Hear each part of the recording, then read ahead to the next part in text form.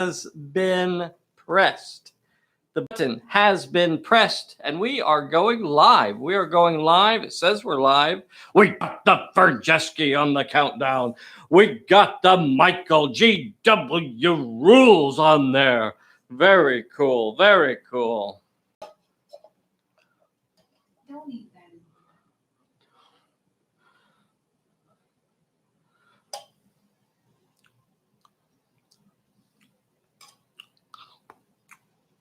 No. I don't know if you're aware. What? I don't think you're actually getting any beans on your spoon. Don't judge me. Don't judge me. You and your pith helmet coming around here wearing your lovely pith helmet. Hey, everybody, we're going to be going live in just a couple minutes. We're going to go live in just a couple minutes. 2 minutes and 2 seconds, as a matter of fact. Thank you all for joining us tonight. We have a lot of stuff that we're going to be going over. Eventually, I'll sit down and talk to y'all. But right now, I'll continue wandering around. You look so adorable. Look at you there. Who's that ugly guy standing next to you? What's he doing? Is he drunk or is he just crazy? I don't know. Both. A little bit of both usually helps.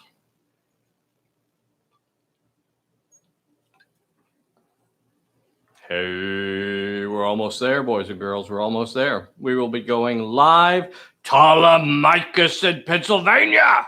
D.W. Lowe in New Mexico. Matt Spence in New Jersey. E.S. Taylor in Canada. Canada. Huh? What do you, will you leave it alone? Leave it alone. It won't heal if you keep picking at it. Young lady. Bring it. I'll get the switch. Do I get to pick it? I have pithy performance issues. Oh. So we have a lot of fun stuff. Michael Greenhill is on here. David Meisner. Hey, neighbor, my neighbor's on here. Is it time? It is time. Oh, pardon me. So we got a lot of fun stuff to go over tonight. We are going to keep this down to about a 30-minute video tonight. So the expectation has been set. I want to remind you guys that we are doing about 3 new videos per week right now. We're doing a new video on Tuesdays, relatively short. We did a new video this morning. Again, that was a relatively short video. And then we have this live video on Thursday evenings. Yep. And then we have a live video on Sunday mornings for the live game. Live game. That's a lot of fun.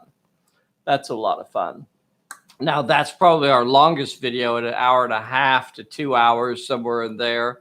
And we play with folks around the world, from as far off as across the street to, yeah. It's intense. Yeah. Exotic locations, far off Hackberry Road. Is that Hackberry Road or Hackberry Street or Avenue? Hackberry. We'll just call it Hackberry for good.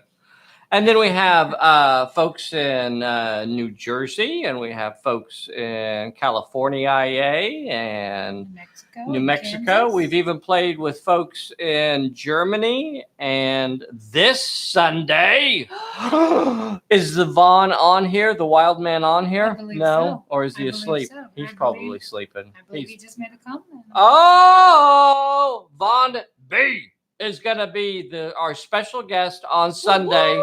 And the crazy, wacky thing, a lot of times, I acquiesce to the insane, crazy requests that you guys come up with. And his crazy request was he wants to play the Spider. So as a lifelong fan of the Spider pulps and the Spider cereals, Spider by far is, one of my favorite pulp characters. Really, really like the spider. So we're going to be playing a single character. He's going to be playing a single character. So he has designed his own stats for the character that we're going to be calling the spider.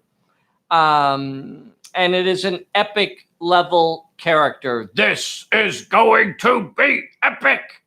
So epic. It is. It's going to be epic. It's going to be epic. Yeah. Epic characters really are not intended to be used as a normal league in general scenarios, because that's not when I'm designing the scenarios, I'm not really planning for there to be just one character on one of the sides. I'm going into it with the idea that you're going to have a leader, you're going to have a sidekick, you're going to have several characters out there. So there's usually more than one thing almost that needs to be done at a time. But this is the hostage scenario that we have set up for Sunday. And you could pretty much just ignore the minor plot points and go straight for the major plot point in this. So I don't think he's going to be handicapped by the idea that he's only a single character, but it'll be fun. And you guys, those of you that have wanted to see an epic character in action, here's a chance to do it. It'll be fun. It'll be fun. So what else am I supposed to talk about? Do you guys want to win a pin? Who wants to win a pin? Who? Has anybody said any chatter? Is anybody going to do my pin contest this evening?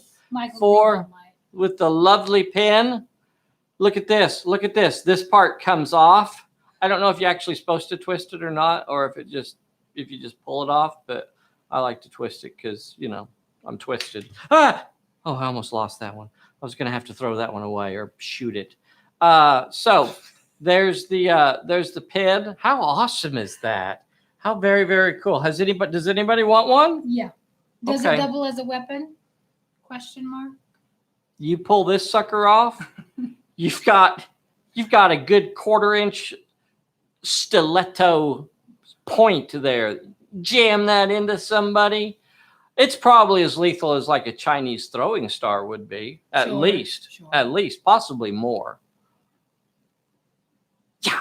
Okay. Put it back on. See, it frightens the children when I unleash the weapons. What's next? So we're going to try and give away some pins tonight. We're going to try to give away some pins.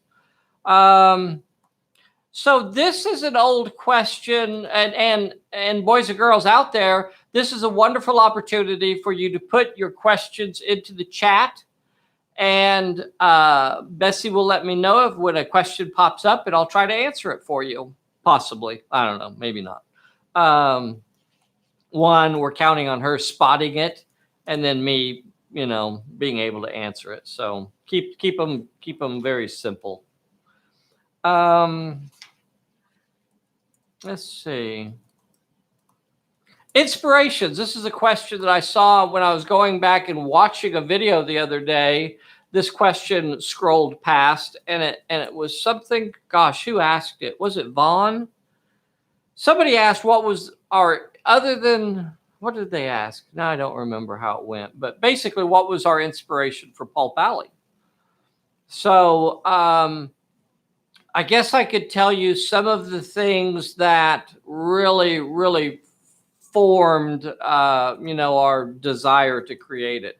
One, there probably wouldn't have been a Pulp Alley if it wasn't for like Games Workshop and Warhammer and Warhammer 40K, games like that really created my love of miniatures gaming. And I think possibly even before that were games like Car Wars. I absolutely was a Car Wars fanatic and loved the game. And then, Battle Droids that then became Battle Tech, and on, those sorts of miniatures-based games. Those really, were a big inspiration for us moving forward. I'd say a more direct, and I don't know that it really qualifies as a inspiration, but I worked on a game with a friend of mine that was called Ambush Alley. And so Pulp Alley is kind of an extension of the rules that I worked on with my buddy to create Ambush Alley. So this was kind of an extension of that. Worked on a lot of rules for Force on Force, and those sort of things kind of, built my, I guess the way that I think about the games. Games like Necromunda, kind of had an inspiration in Pulp Alley. One of the things for us, or for me really, was the idea of it kind of felt like the games just kept getting dumber and dumber. And that's a bad thing to say, I guess. But, and I hope you guys understand that that's not an insult. It's just that the rules just kept getting simpler and simpler and simpler. And they were kind of, in my opinion, they were kind of moving away from what they were trying to represent. You can't really look at Warhammer 40K or it's not even called that anymore, is it? Or those sorts of games and look at them as any sort of representation of actual combat. They just don't make any sense. The way the mechanics work, they're just kind of silly and just so abstract to the point that it just doesn't make any sense. So when we went and did Pulp Alley, I wanted to kind of go back and make a game that we would enjoy playing. And that was the big deal for us, for Mila and I, was to create a game that we actually wanted to play. So I don't know. I guess I could drone on about that silliness forever. I should stop. So, but anyway, if you just like rolling dice, there are plenty of games out there for you, and that's great. If that's what you enjoy, is just sitting at the table and rolling your dice when you're told to roll your dice, and just letting the dice decide everything that happens. There's plenty of games out there. Pulp Alley is for people that want a little more engaging and dynamic and honestly even faster game system. So that was kind of our inspiration, was what we felt was the nosedive of rules systems. That probably took longer than it should have. Yeah, I think you're fine. All right. Do we still have any viewers? Did they all log off? We have a couple. Oh, we have 2 left? 2 or 3. Thanks, Bird, for sticking with me, buddy. oh, no, we lost him too. He fell asleep. Doggone it.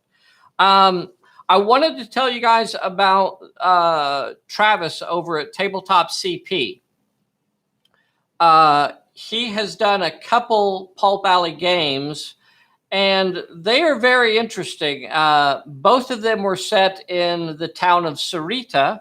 Now, if you remember, Sarita shows up in scenario number 3 of the Scenarios book. It was published back in March of 2018. It was called Showdown at the Crossroads, or Crossroads Showdown, one of those two, depending on how much space I had to type. So the first scenario they played was Showdown at the Crossroads, set in Sarita. And then just a week or so ago, I sat in with them on a game that they played on a Sunday. Oh, no, they played it on a Friday. And then they posted it on the Sunday. And I'd like to put a link, and I should have put it in the description down here. But you can go over to Tabletop CP, and you can find this game if you do a search for Pulp Alley. Even if you just do a search for Pulp Alley on YouTube, that will probably pop up as well. There were a couple things that I thought were really cool about that game, and I want to share with you just a couple of observations that I really was just an observer. It had been about a month since the last time they had played, so they played one game, and then a month later they played another game. So in many ways, they were still very, very new to the rules. So I was there to kind of help with the rules, but otherwise I was just watching. There were two things that I really thought were cool in this scenario. And it kind of speaks volumes, in my opinion, about what makes Pulp Alley Pulp Alley.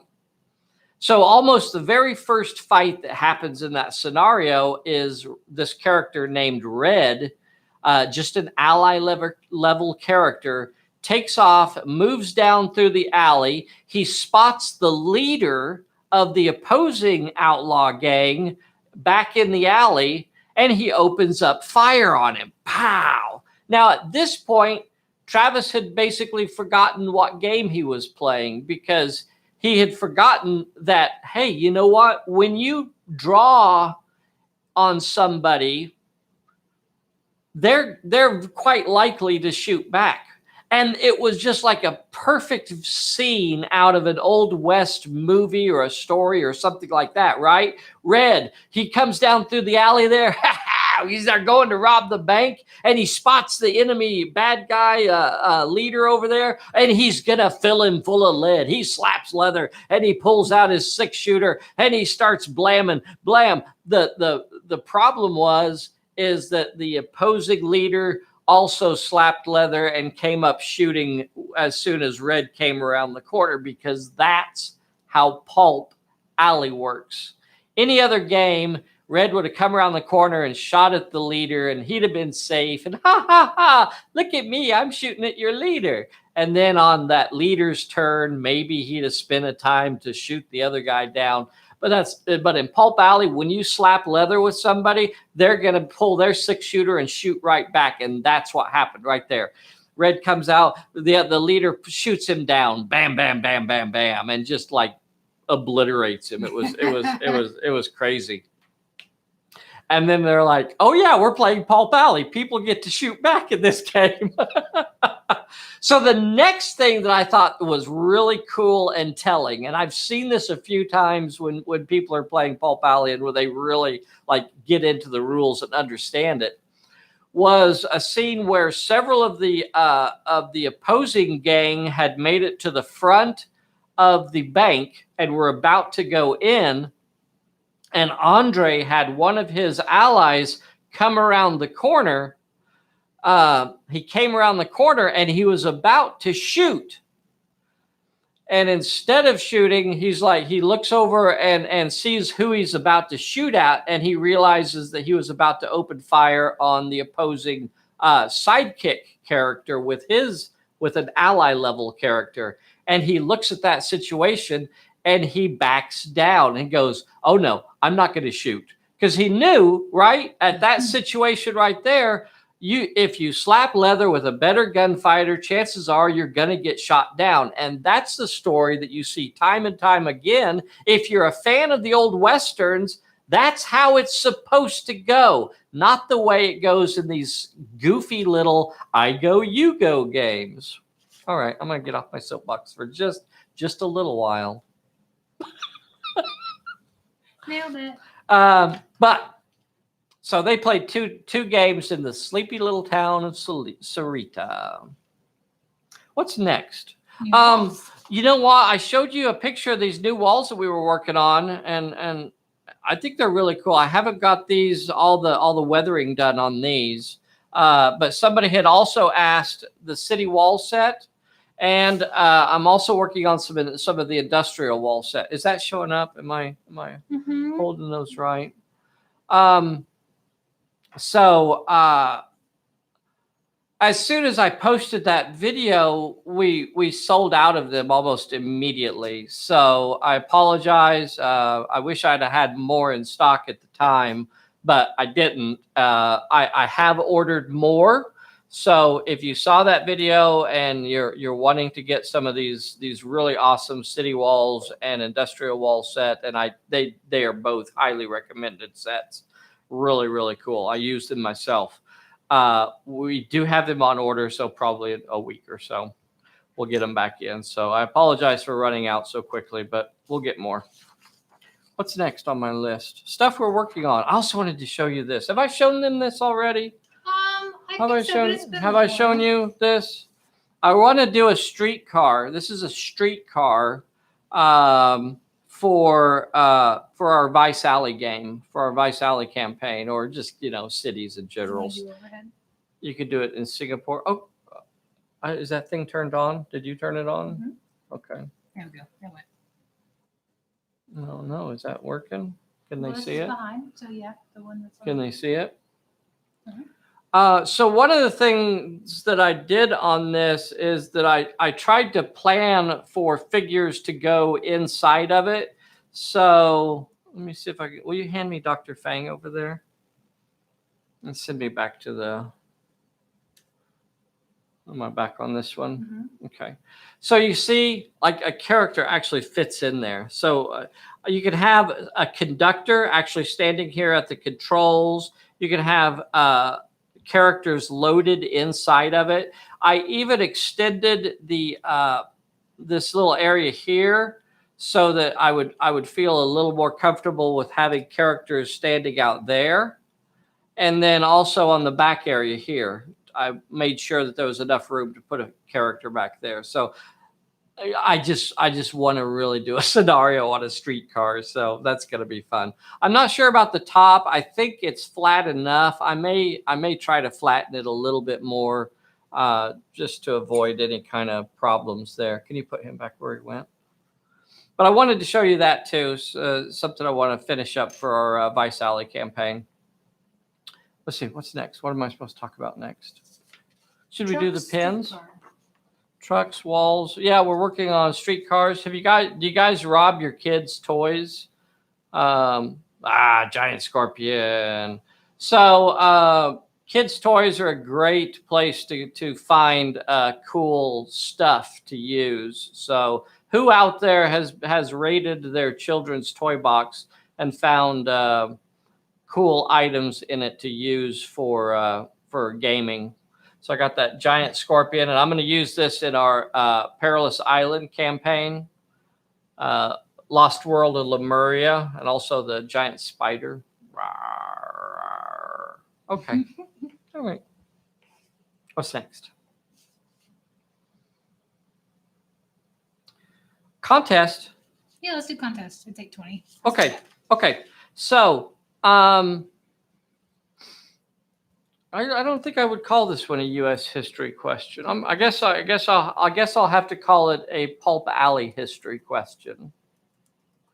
And we're going to do it the same as before. I'm going to ask you a question, and the only way that we can really determine the winner is how they pop up in our chat screen. And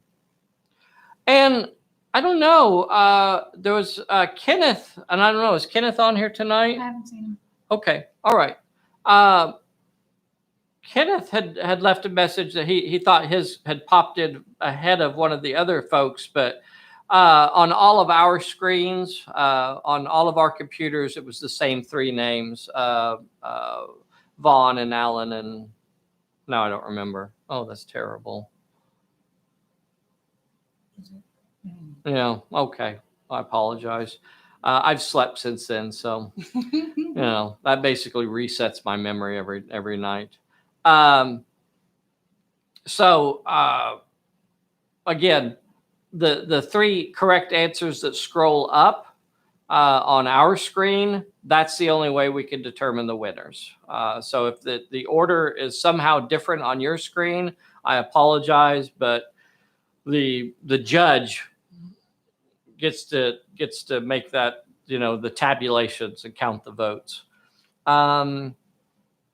So the question tonight, and this is for three winners. There could be three winners tonight. And if you won one of the three pins from last week, you are not eligible. So Alan, Vaughn, and the other guy.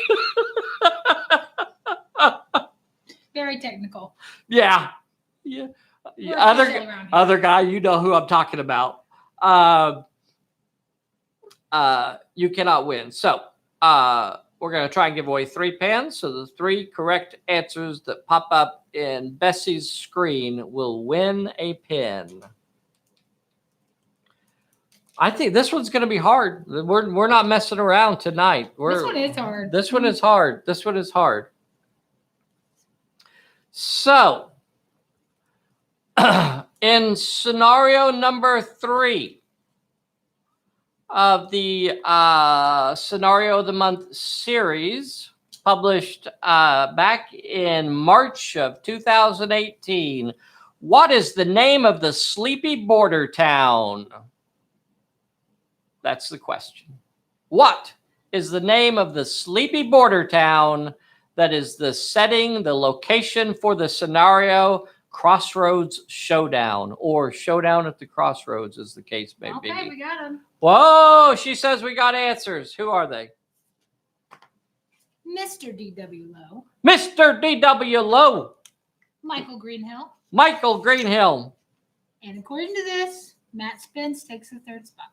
D.W. Lowe, Michael Greenhill, and Matt Spitz. Mm-hmm. Very cool. I think those are all domestic mail for a change. Yay!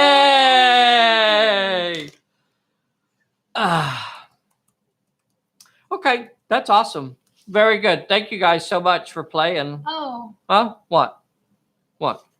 Was one of them the other guy? No. Are you sure? Should we I was check? going to remind them that we'll be doing pins for all of July, so next Thursday as well. Yes, that's right. Yes. You still yes. have a chance. Yes.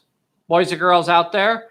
And all of the winners so far are not eligible for next Thursday's pin drawing winning contest thingy. So Alan, Vaughn, the other guy, and D.W. Lowe, Michael Greenhill, and Matt Spence are excluded from the contest next week. And we'll do 3 more pins, I think, probably next week. Maybe more. I don't know. It depends on how many I have. Okay, so is that it? Do I have any questions? Have any questions come up this evening from the studio audience? No. Are the pins as dangerous as the Amish war discs? No. Mm-mm. No. Yeah, not even close. Amish war discs are highly dangerous. These, so. Do not underestimate those. Okay, you really want to go on this? This is a hill I'll die on. Okay. So we did our contest. I think that's it. I think I'm done. If I don't have any questions, I think I'm done. So, boys and girls, thank you so much for watching this evening. Are you sure? Are we done? Yeah. All right. Bessy says we're done, boys and girls, and she is the boss. Doesn't she look cute tonight in her pithy helmet? Look at her. Oh.